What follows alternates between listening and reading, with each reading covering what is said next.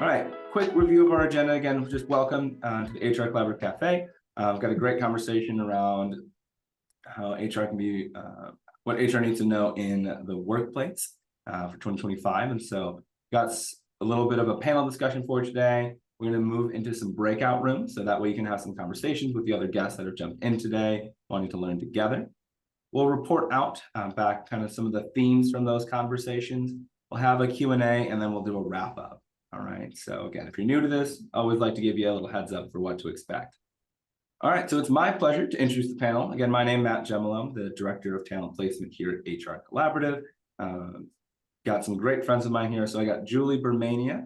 Julie is an HR consultant at HR Collaborative who thrives on partnering with leaders to design people-first solutions. Her collaborative approach empowers clients to navigate complex HR strategies with confidence. Okay. And then our guest today, Scott Wiemels, is the CEO and founder of 24G, a digital transformation agency that is redefining workforce engagement and performance. A pioneer of AI-first thinking, Scott leverages Gen AI to transform how teams design content, develop talent, and convert complex and organizational context into actionable tools and resources. Through Drive, he delivers scalable, intelligent solutions that enhance engagement, activate performance, and meet the evolving needs of the modern enterprise. So Scott, Julie, thank you so much for being here. Hope you're feeling well today. Let's kind of just get into it with just learning a little bit more. I guess, first off, we got a lot of HR professionals here. So how can HR prepare or best prepare for AI working in the future in the workplace? I'm happy to jump in to start, just to say what I'm experiencing today with the companies that I work with. You know, what are the questions? And I think we're at all different spots on the awareness and development path and journey. And in hearing more about what 24G is doing in this space, it's kind of sparked a hunger for learning more, because there is so much out there and there's so many different ways to do it. And I think, when I think back to when I first heard about AI, our founder and president, Beth Kelly, at the time, she was like, hey, there's this thing. This was probably 3 years ago now. There's this thing. We need to learn more about it. They can write our policies for us and things. And we were like, what? That was when I was thinking, is this real? Is it trusted? And I think that's where many of our HR teams and our leaders might still be, just because they're on their learning path right now around AI. So with that, Scott, I would love to kind of hear a little bit more about where you got started in the work and where that's taken you over the past couple of years. Yeah, so I think our journey starts about 3 years ago too. Is probably at the beginning of when ChatGPT became readily accessible. We were actually early beta testers of it. And not that that's a privileged few, there were thousands of us, but it started off as a bit fun and novel, because it was sophisticated, but it was like a child learning. And then it got better. And then it got better again. And if you look at what our industry does, so essentially, our fancy intro is we make essentially people software that connects teams to connect them through understanding and awareness, to training and application, to becoming advocates. So that's kind of what our platform does. So think software, but also think the company that creates the content for you, that training or communication content. And then we have a consultation group. So those are kind of our three groups. It was pretty quick to understand that at the speed it was developing, that this was going to be existential for us if we didn't start learning how it was going to change us first and then change the industries that we serve. So we kind of rallied the wagons and we said, 6 months into it, this is going to hit fast and we need to transform to an AI first workforce. And when we said that, we didn't even quite understand what that meant. And so that was the beginning of our journey, was that mindset shift. And one thing to touch on that you said that I think is interesting is AI in the workplace is like saying electricity for the office, right? How do we use electricity for the office? Because AI is how it can be applied is so diverse, right? So the policies, yes, there's certain policies that we can wrap around to create safeguards, about IP and things like that. But just in general, AI is about to change every domain of our existence in ways that we can't possibly comprehend just yet. And so I think that's the thing that really hit me hard, because it was not, I'm a big fan of this concept called democratization. And that's the idea that, you know, access is whatever the technology is or the thing, it becomes more accessible to people and there's less gatekeepers, right? And what you have is all these domains of knowledge at the same time being democratized. And in the middle of that is generative AI, right? And that's Yeah. what you're dealing with there is a democratization, not of knowledge, but capability. And that's a fascinating time to be alive, if you ask me. Scott, you kind of mentioned a little bit about how comparing it to electricity in the office, you know, and while we don't have specific policies on how you can use electricity in the office outside of don't stick your finger in an outlet, but really, I guess I'm curious, and maybe Julie can jump in on this a little bit. What types of policies should be in place, you know, to ensure data security when using AI tools? I'm curious in the chat as well, if anyone has already started to create policies for their team, or maybe their company has already implemented some AI policies. But yeah, Julie or Scott, talk about some policies around data security for when using AI.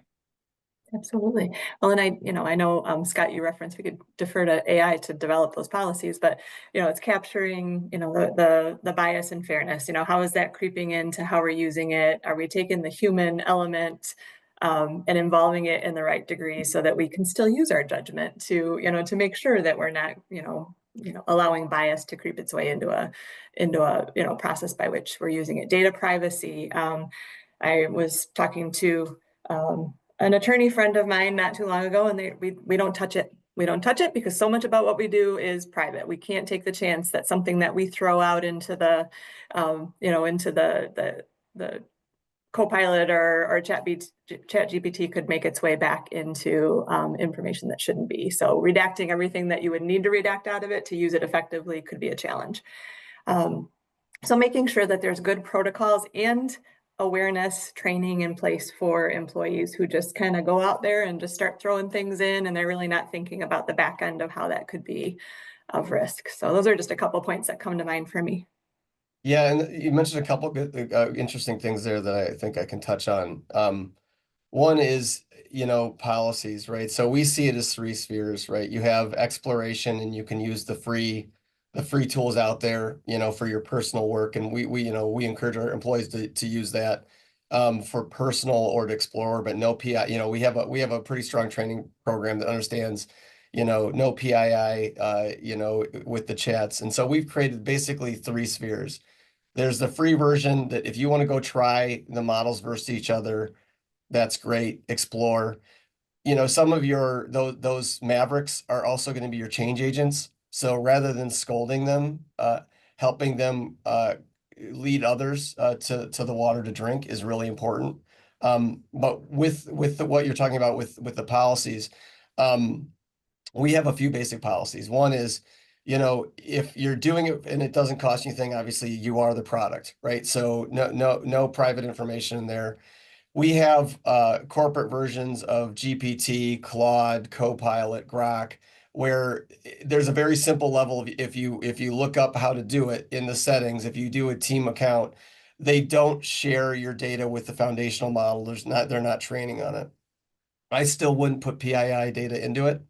And then we actually have our Amazon Bedrock environment, which passes SOC 2 compliance and security, where that's where it's, when we're working in our systems and tools, it has access to the same models. We can access Grok or Llama, but we can prove to IT because of AWS and the relationships that the vector data store that we're using with the customer's data is not going to leak into that primary pre-transform or foundational model. So those are the things that we do. Basic simple policies is about 2 years ago, I said, no one is taking notes in meetings anymore. We have AI transcribers. I want people actively listening, actively participating. It's changed how we've had meetings. We have agents that now process those notes for us.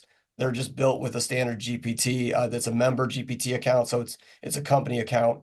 And with that, the policy that we came up with is we don't store the transcripts. So that's an example of a data retention policy, right? I don't care about what was said in the meeting. I care about everybody agreeing on the income or the outcome. So what we do is we do the meeting, we process the notes, and we review the notes in the last 15 minutes of the meeting to solidify. It's been such a game changer as far as efficiency. And what I love is now I'd say it's probably been about a year and a half in. A year and a half in, it's changed how we have meetings. People are talking not only to each other, but they're looking for resolution and clear communication about what was said. And they're doing that not only for each other, but for the transcript. And so that's a really a great best practice. But pretty quickly, one of the liabilities we pointed out is a lot of times in those meetings, the transcripts, there's things that are worked out that you don't want to become resident knowledge to the organization. It's the outcomes that come from that. I appreciate that. And Yeah. I'm sure that saves a good amount of people some time and effort on the typing side of those notes and being engaged.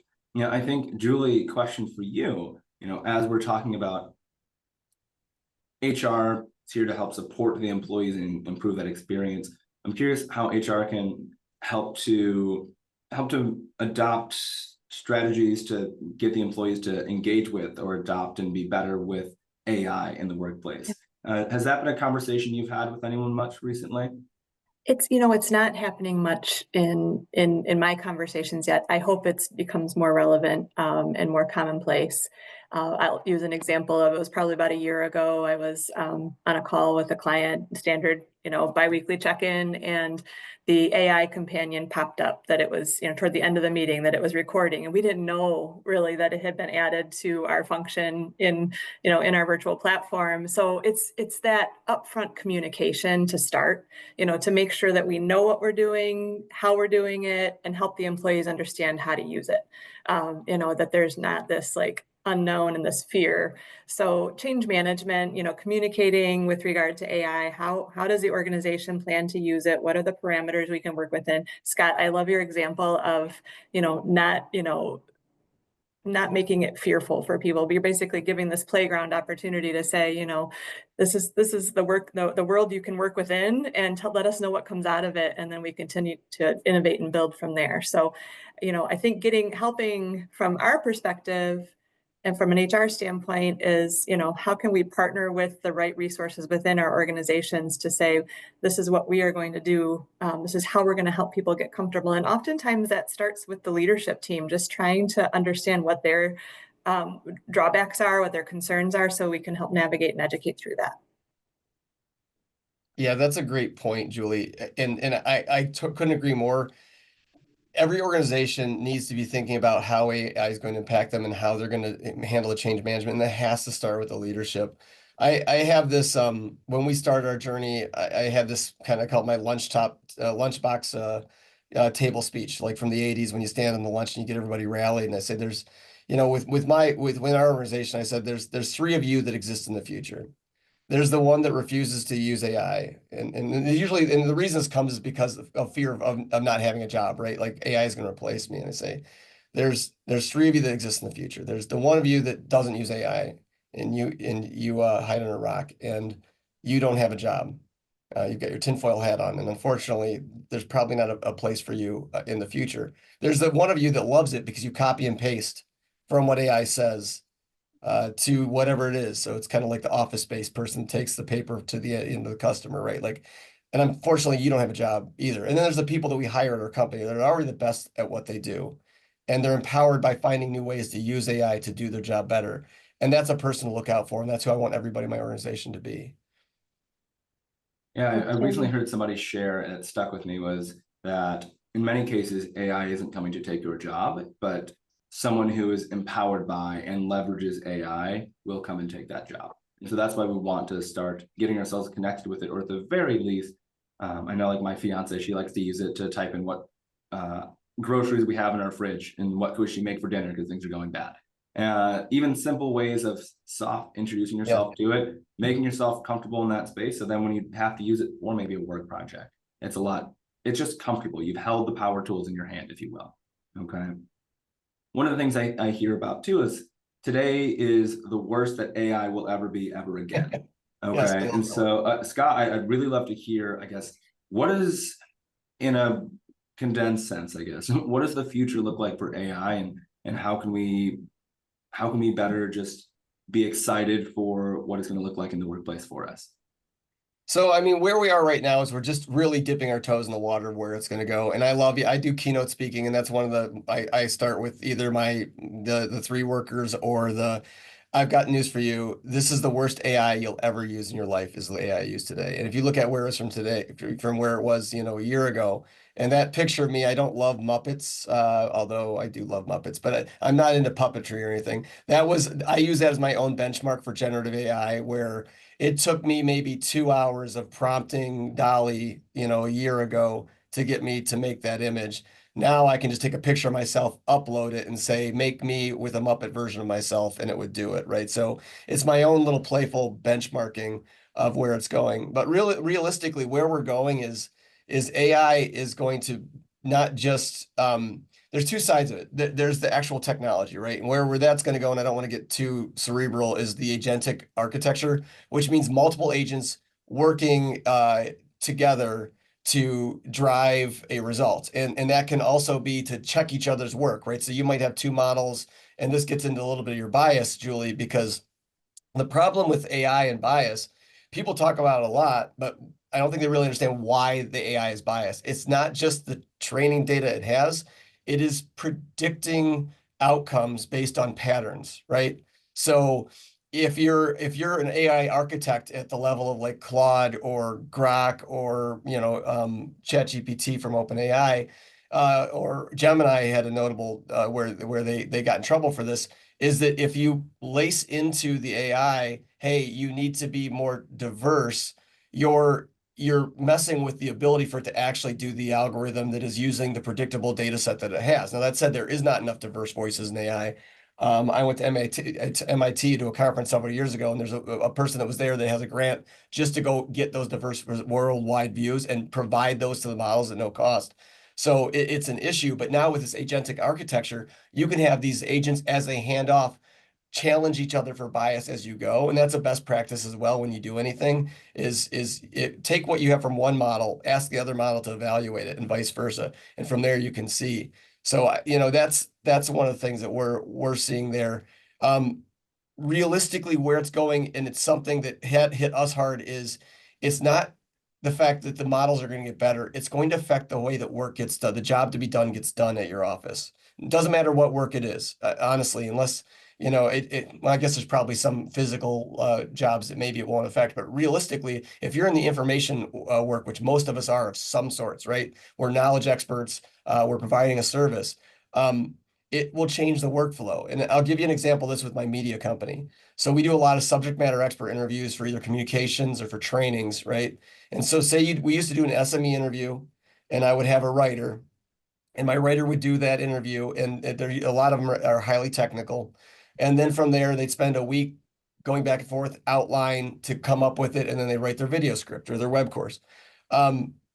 Now we go right from SME interview to an agent that my instructional designers have written that will process that in real time and provide you a curriculum in that same meeting to review with the SME, right? That's a novel example of we've just cut out several steps and actually brought the humans who need to interact closer together, right? To have that human interaction. So it's not to cut out the writer, it's to actually allow them to have that point. Because normally what you do is SME interview might be online together, or it might be, in the office. But after that, it's all asynchronous. Hey, look at this. So now the collaboration has become closer because of it. But it's an example of how the workflow, and that's what's going to happen if you guys are really focusing on getting your organization's future ready. Is it's not just giving the person Copilot and the licenses and saying we have AI now, which is horrible. And there's a lot of that going on out there. And it's like giving somebody a tool they have no idea how to use. But when you start doing this with intention, it will change how your workflows come together. And that's a pretty amazing thing. Yeah, I really appreciate the insight. Any final thoughts on that at all, Julie? No, I mean, I can really appreciate just thinking about our last discussion, Scott, and some of the ways that your company is bringing really meaningful solutions in a much more efficient and fast forward way. I think about how often I sit down to talk with clients about succession planning and, do you have standard procedures? Is there anything like, how are we going to get this knowledge out of your head and, into the training plan? And that's really what your program's already, designed to accomplish. And it's exciting to, to see how that can be facilitated. Can I touch on one thing with that, Julie? So Mhm. when you mentioned that the knowledge towers, what we call them, I don't know if that's what they call them, but in the software development space, the knowledge towers, you build these people that are brilliant. You don't know how to, you're afraid they're going to quit or retire. And so in an AI, this is a great concept for everybody to take away and think about is we think about our data in structured data, right? Like, which is the ones and zeros, it's your KPI, your financials. What we don't realize is that we have this entire corpus of unstructured data that now with generative AI can have intense value. And imagine sitting down with that knowledge tower and just talking to them for 2 hours about what they do, how they do it. In that is gold. In that is probably the SOPs that you don't have. In that is probably the gaps that you don't realize are there. You can then interrogate and have a conversation with that data that generates generative, right? Outcomes that are very actionable for people to take next steps on. And so thinking about, a lot of people, and this when you were talking about the idea of I can have it write me a policy. You can have it write you generic policy based on the foundational model. What's more valuable is the context that you have in your information, context in, right? So you give it something in with your request that is yours, which equals context out that is more valuable, more specific to your organization. So thinking of the world of context around you that lives in unstructured data in your share folders, in those interviews that you could be having, those are massively valuable when it comes to making generative AI more than just relying on that foundational model that sits on, but it's working from your data to give you, more accurate results for your industry and your company. Awesome. Well, Scott, Julie, I appreciate you. Everyone that's watching, I promise we'll be back with them in just a few minutes, but we're going to be jumping into our breakout rooms now. All right. Welcome back, everybody. Welcome back. All right. Everybody's back in the conversation now. As we're looking at some of the themes that came out of the conversation, just quick little summary of these. Number of different systems, not like a unified front in how to use AI and what systems are being used. For a lot of companies, AI policies still need to be written, or if they were written already, they're needing to be updated. Working on creating chatbots to provide quick information for applicants. I've also seen or heard conversations around creating almost like a zero-tier resource for like a zero-tier chatbot, so the HR team doesn't have to be connected with every time for maybe some of the lower level questions. AI being utilized a lot in talent recruitment, not as much people are noticing in other areas of HR. And that's just kind of a natural progression potentially. Some uncertainty for when and how to use AIs within our roles. And there's some conversation around how different generations are responding, accepting of AI. All right. Most employees right now, from what was shared, are simply testing the waters with AI in their roles. Some simple needs, particularly things like idea generation for projects, it's not training outlines, creating SOPs. Okay. There was in a few of the conversations some concern for the future generations as AI will impact job security or their skill set, okay, within the roles. But then ultimately as well, talk of how do we, can companies maybe sponsor some job trainings or facilitate that so employees can learn how to use AI to be less fearful of AI as well. Okay, so thank you everybody for sharing in your breakout rooms. I want to break out into a little bit more Q&A with our panelists, and then we'll move into a wrap up. So again, if you have questions at any point, feel free to drop them in the chat. Feel free to ask them at any which point. We were having some good conversation as well. Okay, some good conversation in the breakout or in our own breakout room. But I guess, Scott, as we were talking, you talked a little bit about maybe a shift from hiring and interviewing being from kind of like just looking at the resume and trusting that resume to being more of qualifying skills by application of those skills. Can you talk a little bit more of what you meant by that? So the challenge that we see that we're going to have, and it's only going to be more prolific, is how do you define expertise when everybody can sound like an expert, right? Every resume coming in sooner, probably rather than later, is going to sound amazing. But that doesn't mean that they have the qualifications to actually do the job. It just means that they know how to use generative AI to produce a resume that maybe passes through whatever systems and tools you're using. And where I see that going, and it's something that happens in the education space too, with like essays, is that there'll have to be more true conversation to assess the actual skills of the individual. And I don't know if that will be run by AI or not, but it's something to consider. And that's why I just, and I see it's happening. And the bots are out there that you can do that with, but it's going to be something where we're going to have more conversations or real-time discussion, whether that be through AI or human to human, to assess the actual skills of the individual. And those skills are going to change too, right? Because what makes you good is your application, right? Expertise plus application. So what does that look like in the future with AI as your companion? Appreciate that. See a question coming in. Are there certain use cases for various AI platforms? Really looking at, should one AI platform be used for one purpose and another platform used for a different purpose? Any thoughts on that, Scott? So great question, and the answer is yes. So essentially, I break the AIs, and so it gets a little tricky because you have like the AI services, but within there you have AI models as well. So I want to keep it more high level. But essentially, at our company, we always have a bake-off going. We have corporate accounts for all of the majors, which to me is ChatGPT, Gemini, and Claude, which is Anthropic's AI. Those are kind of the three majors. Grok is a heavy hitter too. I don't like how loose it runs, so we don't use that one at our company, but it is great as well. So when you're doing generative tasks, those are great. But there's this new branch coming out, which is phenomenal for research. So if you're trying to look up something or a specific topic, and those are called GEOs. So as if, I don't know how many people are familiar with the term SEO, search engine optimization. GEOs are generative engine optimizations. So a GEO is like if you want to scrape the internet, find results, get led to source of truth and build white papers, you use a GEO. And perplexity.ai is phenomenal for like light research. And so it's taking the best of like a reasoning engine on a generative AI and platform, applying that to the internet where it can grab information, reason against that information, and provide you results. And then if you want to do deep research, Gemini's Deep Research 2.5 Pro, which if you have a Gmail account, it comes free with it. You just got to go to Gemini. That is amazing. It can write white papers. A lot of times I will process my thoughts using that. I'll be like, I have a thought that this might be happening. I want you to give me my points and my counterpoints as if you are, this sort of academic professional. I've assigned a persona. It goes out and it'll come back with a 54-page white paper that I can then read, or I take into Notebook LM and I make a podcast out of it and I listen to it on my way to work. So just a little bit of how I use those tools, but thinking about like the research tools versus the generation tools is definitely something to consider.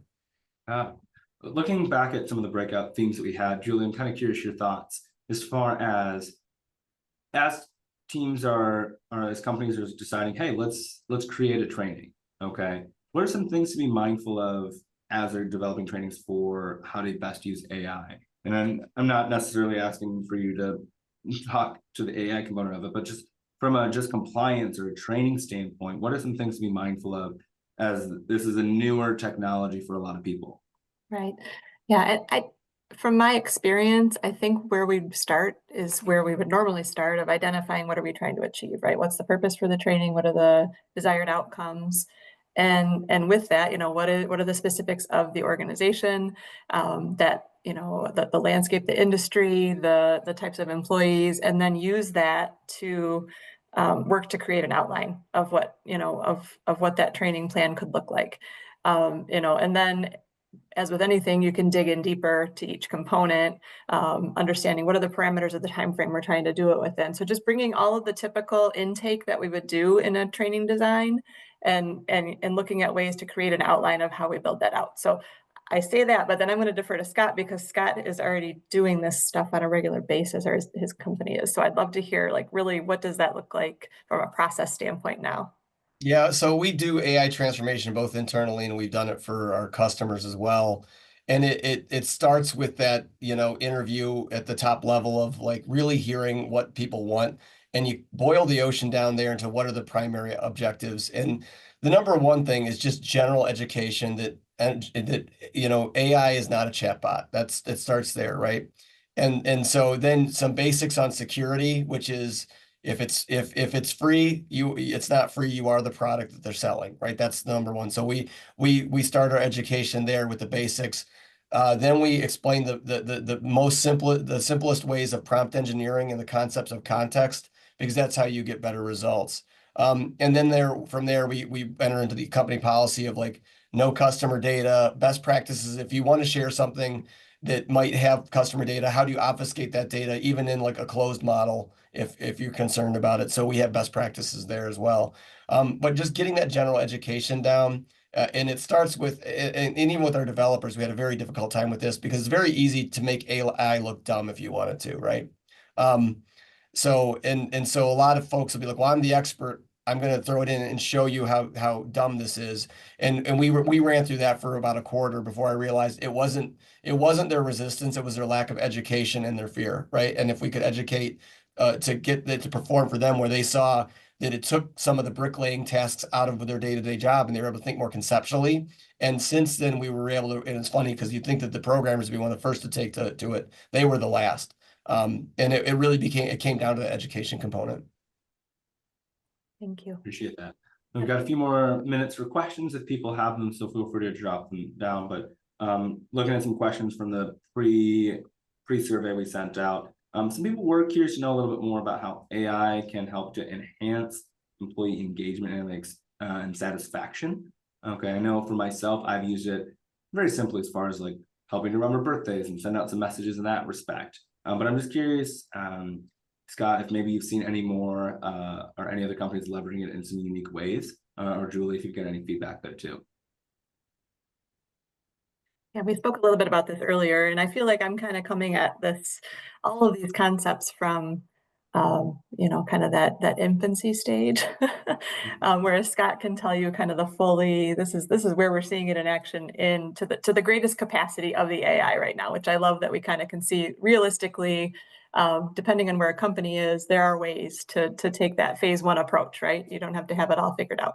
But from an engagement standpoint, current state for us, it's, we have our surveys that we do.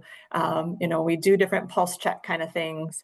I think even just looking at how we can better utilize the feedback that comes from that and identify themes and, lead to good recommendations that are going to hit the mark for what employees are looking to see to help drive their engagement.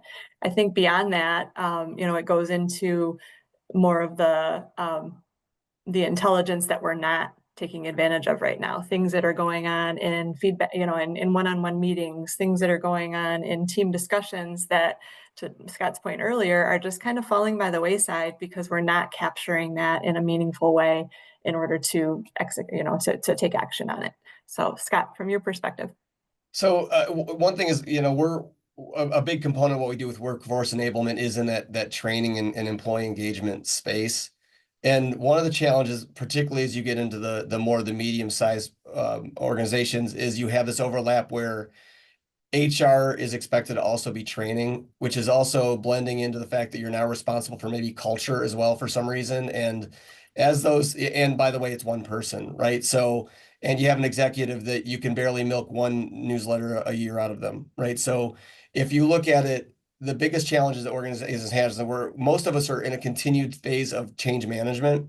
We don't ever stop, right? The products, goods, and services that we're training on, or the compliance policies, they're changing more rapid than even annual certification cycles, and it's up to one person.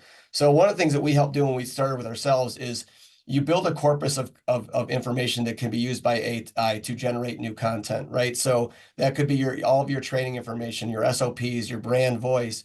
You put all that together, you do an interview with your executive, and even if you know how they write, you can use a writing sample as context. You can start helping them produce communication content more effectively, more often. You can produce training, because I'm a big believer in the fact that training should not be a one and done strategy for compliance. It should be an ongoing activity that's done in a campaign-based learning style. Well, that requires budget because most of us don't have training academies. It's one person, or maybe you have a sidekick.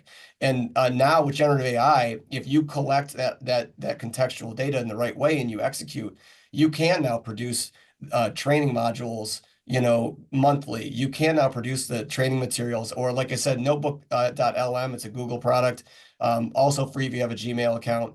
You can make podcasts, where it's two AI generated voices talking about topics of your company. So it's like the modalities are changing. And these are things that didn't even exist 2 years ago, right? So the ability to use these tools to effectively make better training and communication content more often is part of that engagement, right? And that's really where we focus, is helping our customers gather that information, come up with a strategy so that you can do that with a smaller team effectively.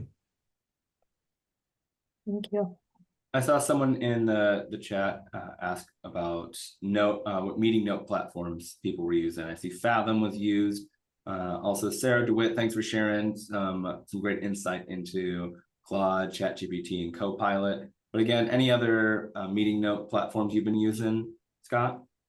So I love Otter and Firefly. Those are my two favorite. Otter we have as our company platform. I use Firefly sometimes. I like how I can use it with a digital assistant, that like wearable tech. I have wearable tech that I wear. I am a strong believer that anytime you're recording a conversation, you have to let people know, not just for law reasons of the law, but just trust, right? But Otter AI is one, and it's interesting because, again, though, if you get these note-taking programs, look up a video online or ask some questions of like one of those GEO platforms, because I didn't realize I evasively turned it on with Google, which meant it invited itself to all my meetings when we first got it.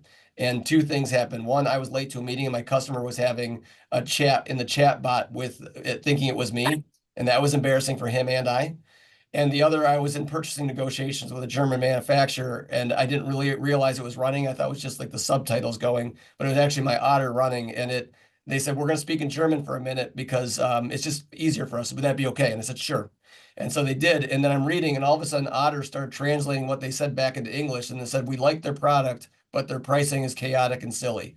And so just as like an example of, and I had to not laugh, but I'm like, that's good and bad. But the point being, like, for me, it was a lesson of like, you really need to know how those technologies are when you accept them in, because you're giving them their AI, their tools, they integrate with the things you're already doing. You're giving them agency to act on your behalf. And the reason I gave both of those anecdotes is just make sure that you think about knowing what those settings are and what that is within your company policies and your own personal policies. That's examples. Yeah, that's definitely an interesting example there. I think too, the hype behind AI, or I think of when we saw initial AI images come out, it was like, oh, okay, that's pretty obvious it's an AI image, and that's getting harder to tell now. I guess for the workplace, or as people are looking at different AI tools to maybe use, especially ones that have subscriptions or paid features. Any advice on how to maybe distinguish the hype slash fluff versus what's real and attainable, as we're kind of interrogating which AI tools to use and invest our resources into? So there's going to be a proliferation of tools coming to the market. And if you search, there's no shortage, particularly if you're in the training space. There's things now that can do curriculum design, make you full web courses, right? Like within seconds. And some of that is function that matters, but you could very easily get yourself into like a subscription nightmare where you have a million tools. Realistically, most of these tools are relying on and built on, including the technology that we built for our customers. It's built on the foundational models of the big three or four, Grok, Gemini, Llama for Facebook, Anthropic's Claude, and OpenAI which is ChatGPT. They're all built on those foundational models. And realistically, with the right prompt engineering, you could do a lot of that just with one of those tools, right? And that's the reality, is if you know what you're doing, you might not need that proliferation. And that's why I always say it comes down to like really rethinking your workflow. But at the same time, I think we're at a point though where, you know, exploring what that world looks like, it opens your eyes. So doing some of that exploring is great, but don't go right headlong and say, this is great, I'm going to get myself into a $20 subscription for this thing, because there's 50 of those things out there, right? So we are at the point where you get into like where you get into the AI becoming tool-based, that it really requires exploration. But the best thing you can do is really think about your workflow optimization using some of these basic tools first, Copilot being one as well. And that's, most of our customers are getting that and they have no idea what to do with it. Like, IT gave me AI, right? And I write better emails with it. It's pretty much where it ends. And it's frustrating because I know how much more it can do for the organizations if they just were able to think a little bit more strategic about their use. I appreciate that insight. Again, if there's any other questions, feel free to drop them in. Even if we don't get the chance to answer them now, we can always follow up with you afterwards as well. But I want to take a quick second to recognize, highlight, Drive, and what's happening over at 24G. If you're interested to learn a little bit more about what Scott and his team are doing, feel free to scan this QR code, get in touch with Scott. Scott, anything you'd like to kind of wrap up on or share a little bit about 24G at all, or Drive? No, this is really why we exist. It's like what we've seen is that most customers have very disconnected systems between communication, training, and employee engagement. And then the need to convert to AI. And for us, this is the intersect that we live in, because it's teaching customers how to use the tools more effectively, to create the content that matters, to drive their organization's objectives forward. I would just say, if you like what I've said, though, please follow me on LinkedIn as well. I'm dropping thought leadership articles every other week, and I also have a video series coming out on AI and the power of your unstructured data. So if you're interested, please follow me on LinkedIn. Also, kind of on the vein of just being better, being more informed, scan this QR code, click the link in the chat right now to subscribe to our newsletter, Elevating HR. Send this out as just quick highlight of some trends that we're seeing, some interesting articles for you. Maybe if there's big alerts or changes that are happening in the HR landscape or businesscape, want to make sure, making sure that you're staying informed. Just give this a scan, and we'll make sure that we're getting that to you here as well. Again, thank you, everybody. I'm seeing a lot of people drop in chats. Again, seriously, thank you so much for being part of this collaborative cafe. Hope that you're walking away with some tangible insights for yourself to bring back to your teams, back to the work that you're doing. We're excited to have had you here and just have opened our morning with you. And we're looking forward to having you again here soon. So please be on the lookout. Again, we'll send out some more emails of future events that are happening. Mark, Chrysanthia, have a wonderful day. Joe, Tracy, super excited again to have you. Everyone else, if I'm not catching you by name in particular, thanks so much for coming through. And thank you again to our panelists for sharing their insights, their knowledge with everyone here today.